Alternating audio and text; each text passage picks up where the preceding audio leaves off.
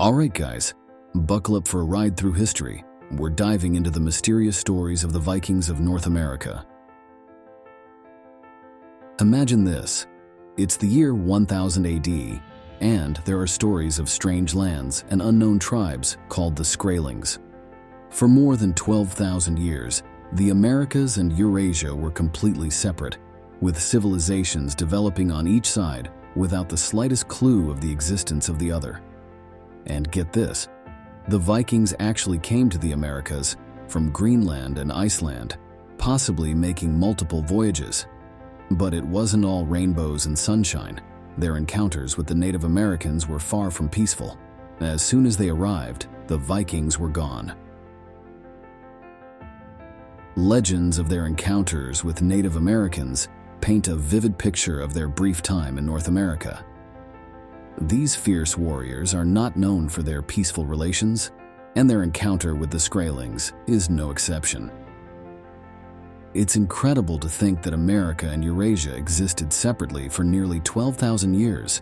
Only when Vikings sailed to explore oceans around the world did they learn of each other's existence.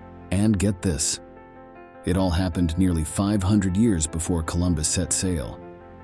So what led to their disappearance? Follow along as we unravel the mystery of the Viking presence in North America. So what was the purpose of the Vikings in North America? It's a story full of mystery, conflict, and fleeting moments. Their expedition from Greenland and Iceland brought them face to face with Native Americans, and let's just say it wasn't all sunshine and rainbows. The fact that these two worlds existed separately for thousands of years, only to collide in the most unexpected ways, is truly amazing. And just think, all this happened long before Columbus's famous voyage. But just as quickly as they arrived, the Vikings disappeared from the Americas, leaving a trail of unanswered questions and mysterious stories. Join us as we explore the untold story of Viking times in North America. In the year 980, Eric the Red set out to explore Greenland, and it wasn't exactly a voluntary decision.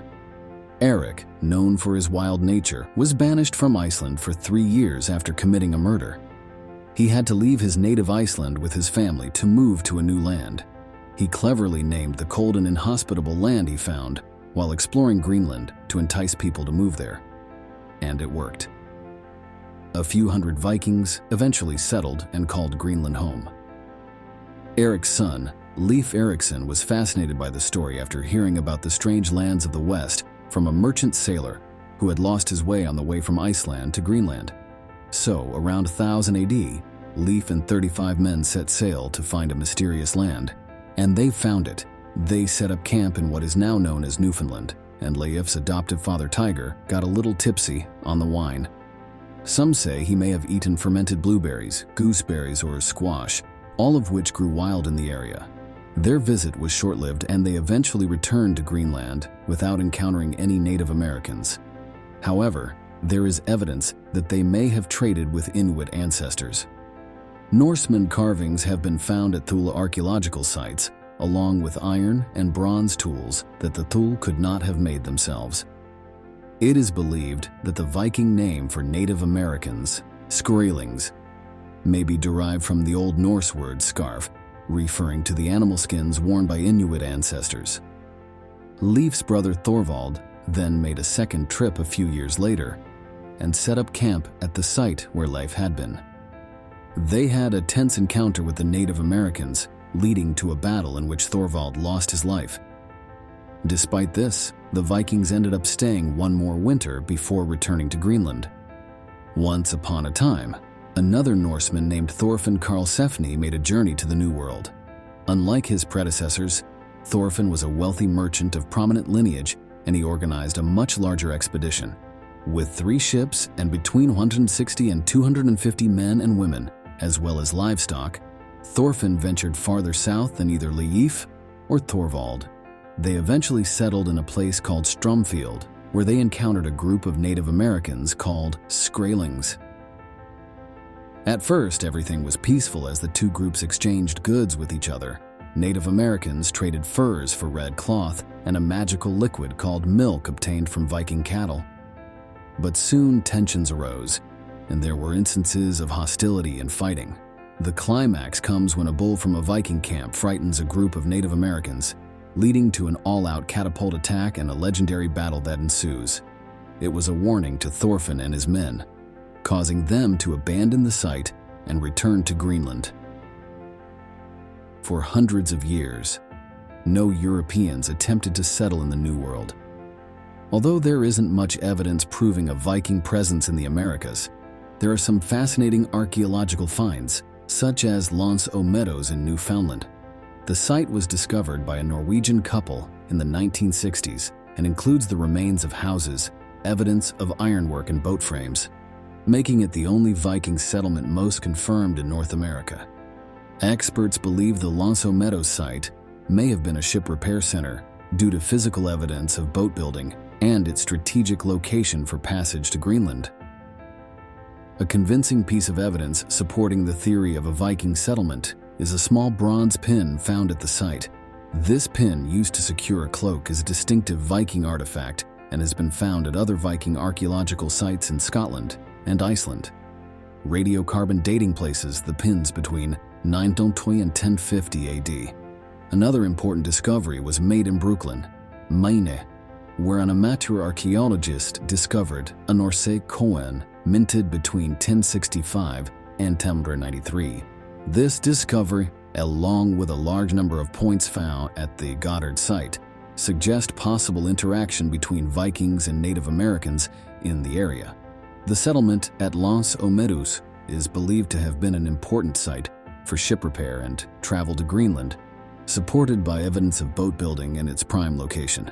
The mysterious Goddard coin has sparked a debate among historians and archaeologists. While some were skeptical due to past hoaxes surrounding Viking discoveries in America, experts examined the coin and confirmed its authenticity. The wear on the coin suggests it was buried for centuries, further adding to its credibility. Despite skepticism, evidence points to the possibility of Viking settlement in the Americas as recorded in the Vinland sagas. The Vinland sagas, including the Saga of Eric the Red and the Saga of the Greenlanders, provide insight into the Norse expeditions to the New World. These sagas were written down centuries after the events they describe, but they share similar narratives about Viking settlements in North America. However, the exact location of these settlements remains a mystery. The sagas mention three main locations: Helluland, Markland, and Vinland, each with its own distinct landscape. Speculation about their locations ranges from Baffin Island to modern-day Newfoundland, adding to the intrigue of a Viking presence in America. The descriptions of Helluland, Markland, and Vinland in the sagas have led to various hypotheses as to their possible locations. Helluland, meaning flat rocky land, is associated with Baffin Island in Canada. Markland, or woodland, is said to be located in Labrador, while Vinland, or wineland, is said to be modern-day Newfoundland. The search for these elusive Viking settlements continues with the location of Thorfinn's Stromfjord camp also adding to the mystery. As historians and archaeologists delve deeper into the evidence, the story of ancient Viking visitors to the Americas becomes more fascinating and mysterious. Stromfjord is home to strong currents, high tides, and a natural harbor. In the distance, jagged rocks rise from the water. Winter days are short. The sun rises at mid-morning and sets at noon. The island is home to countless species of nesting birds, so avoiding stepping on their eggs is a delicate task. Scholars have debated Stromfjord's exact location, with proposals ranging from the Bay of Fundy and Lance Almedos in Canada to Buzzards Bay in Massachusetts, and even as far south as Long Island Sound in New York. The mystery of the Vikings in America is also a question. Why didn't they stay? Despite their reputation as stubborn and unyielding warriors, they were unable to establish a lasting presence in the New World. Many theories have been put forward to explain this, ranging from inadequate food supplies and hostile encounters by Native Americans to the influence of weather. During the 11th century, the climate became warmer, known as the medieval warming, with milder summers and less Arctic sea ice. But this changed in the 12th century with the onset of the Little Ice Age, which caused temperatures to drop and ice to accumulate, making sea routes impassable and life in Greenland and Iceland difficult for the Vikings. The challenges faced by the Vikings of North America raise intriguing questions about their ability to adapt and survive in unfamiliar environments. Despite their initial explorations and efforts to establish settlements, they were eventually unable to withstand changes in climate and geographical conditions. The story of Stromford and the American Vikings exemplifies the complex interaction of factors that shaped the course of human history, from natural phenomena to cultural encounters and resilience of ancient civilizations. Hey, history buffs! We all know the Vikings left their mark on history, but did you know their time in North America was actually quite short? All we really have are the legends and stories that have been passed down over the years.